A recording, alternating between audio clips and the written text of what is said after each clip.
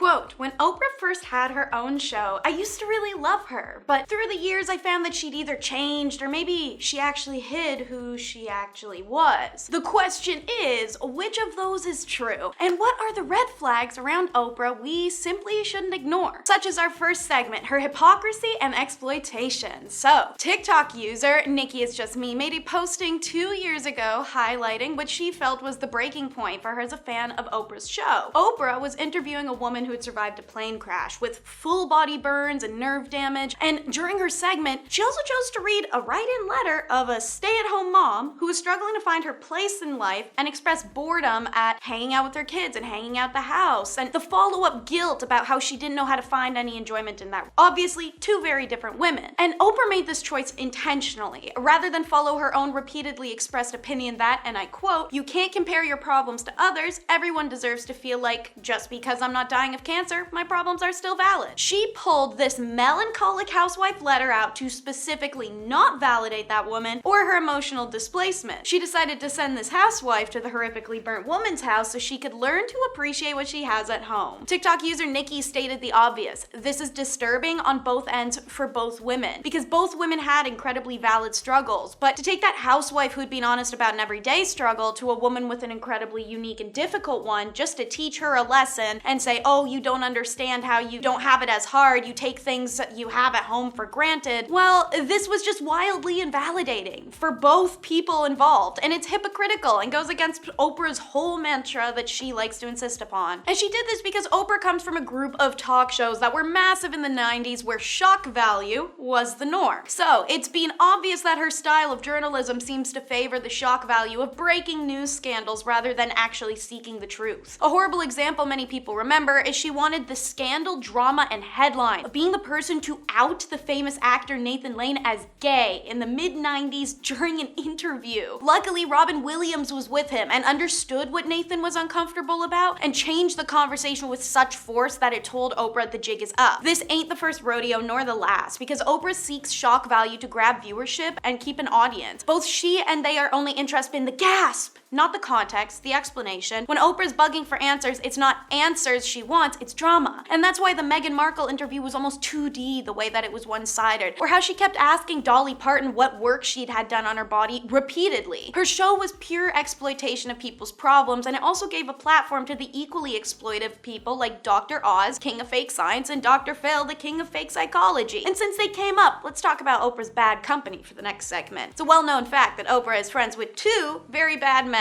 First, a movie director who is the ugly face of the Me Too movement. Second, a certain criminal who has an island. You connect the dots. They aren't alone though. In 2022, her good friend Jerry Harris was sentenced to 12 years in prison for his predatory appetites, let's call it. Oprah also spoke more than once with the faith healer John of God in 2010 and 2012. She loved this guy. They weren't friends, but if we're gonna be highlighting red flags here, I'd say the number of men she surrounds herself with, takes interest in, whatever you want to call it, that commit SA crimes is worth noting. Oprah by now has carefully scrubbed cult leader John of God from her channel, but only after he was convicted of multiple SAs and was investigated for running farms in which he slayed young mothers that he also used as forced labor in gemstone mines once they'd birthed over 10 times. His global fame exploded after he appeared on Oprah's show, and it turns out many of the women that John of God SA'd were introduced to him by Oprah Winfrey's show, but Oprah has never interviewed any of his 600 victims. This, alongside the fact she'd give a platform to Michael Jackson's alleged survivors in order to deflect attention from Mr. Me Too scandal and the pre-hearings of his trial, or even dare to claim to be a supporter of the Me Too movement while turning a blind eye, or potentially a willing one, to the actual S-word people that are in Hollywood,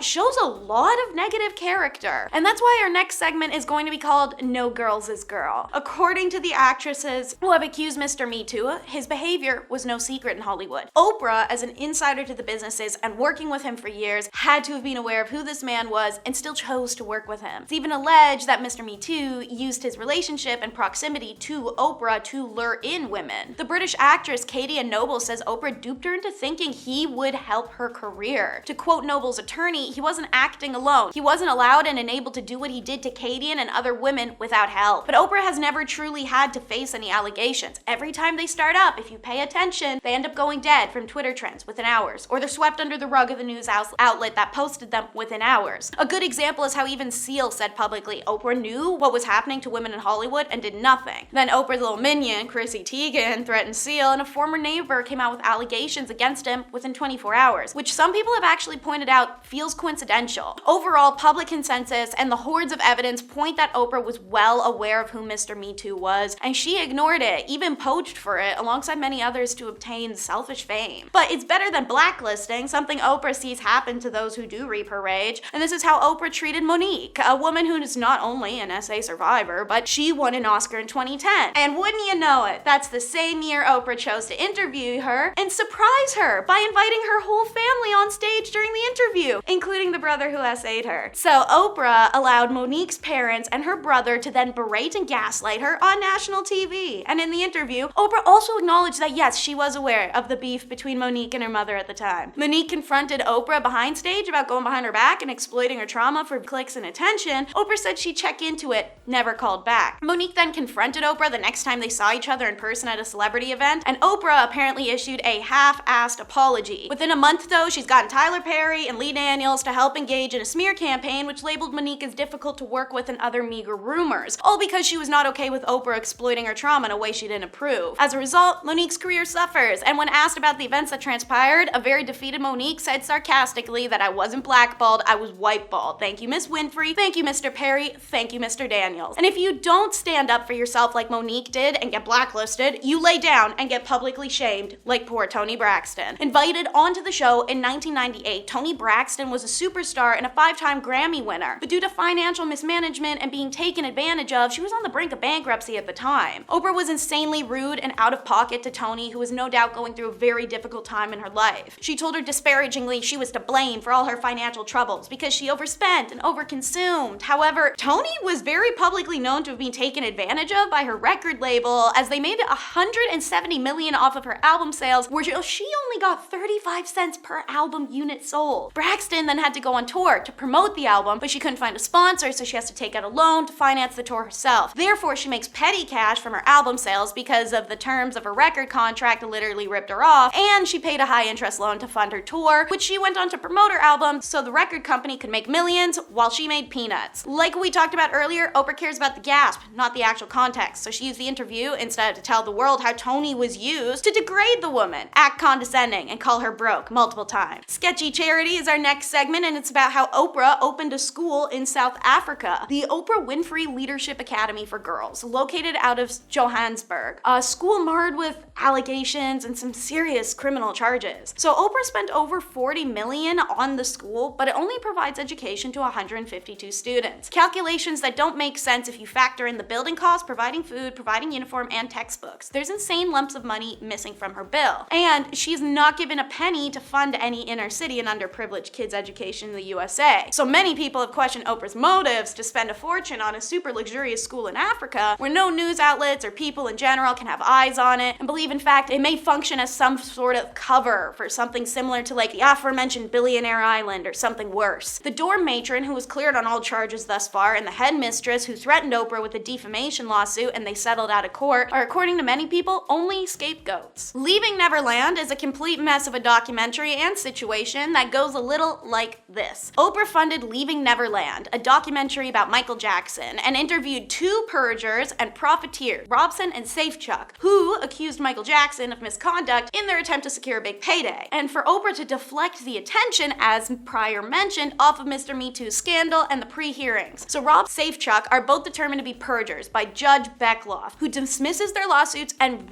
even reprimanded Robson for lying under oath. So Oprah genuinely used Michael Jackson, who, whether he's innocent or guilty, was completely vindicated and cleared on all counts, and he's also been dead for like 10 years, to cover for her friends' shenanigans. Another piece of Neverland puzzle is a man named Ron Newt, who is going to give a tell-all interview about how he was offered $200K by a mystery person to lie about Michael Jackson causing harm to his son, but he declined. Ron Newt visited Havenhurst in the 80s, and he never accused Michael Jackson of anything. Wouldn't you know it, he died mysteriously only days after Leaving Neverland premiered on HBO, which happened to be only a few days before he was supposed to reveal who bribed him to make the accusations against Michael Jackson. Leaving Neverland premiered March 3rd of 2019. Ron Newt was found dead on March 11, 2019. No cause of death, just died. Many people believe that maybe it was Oprah who he was gonna expose had he not died mysteriously. I'm no conspiracy theorist, but suddenly dying right before you're planning on exposing people is a mighty coincidence. What ain't no coincidence is Oprah's "it's all about me" complex. Quote, "My mom has always said Oprah loves Oprah." And Amy from TikTok and her mom are right. Oprah is self-serving and out of touch at this point with everyday people. First, she pioneers trash TV as a TV hostess. Once she makes her billions, all of a sudden she's found a conscience and she is a serious journalist. She would lecture us to not be materialistic and find inner peace, yet promotes luxury products on her show and showcases self-absorbed celebrities. And then you have a periodic list of things she loves, Oprah's love list. All super expensive, beyond the reach of the average person. So much for not being materialistic. And speaking of materials, she makes this huge show of helping Katrina victims by rebuilding their homes, taking tons of credit for it. Then we find out, oop, no, it's actually some local contractors who build the houses. Furnishings came from Target, appliances came from an appliance company that donated them. Oprah didn't have anything to do with it except putting her name on it, with zero funds coming from her pocket. But don't worry, she implored her viewers to donate to the victims. And lastly, the cover of O magazine, month to month, Oprah and Oprah alone poses for the camera to cover her very own magazine. Her network is Oprah Winfrey Network, and it only plays Oprah. Talk about self-absorbed and narcissistic. I'm not claiming she's never donated to charity or done any charity work, but in proportion to how much she talks about being charitable, her donations are not significant. Besides, most celebrities establish charity foundations to reduce tax liability. She's worth what, $3-4 billion?